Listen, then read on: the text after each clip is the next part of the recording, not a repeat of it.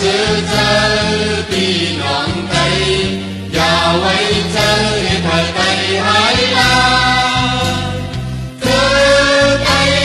vì ngọn hậu cha Tây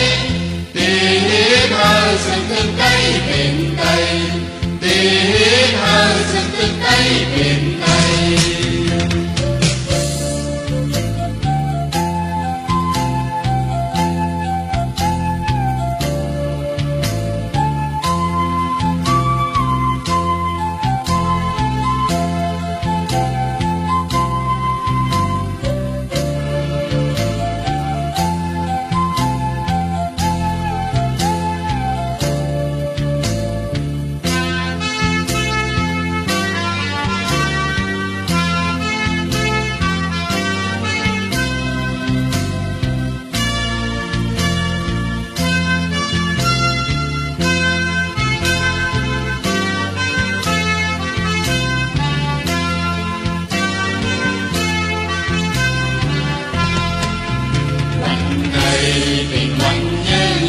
Vì nắng hậu cha Tây đây nào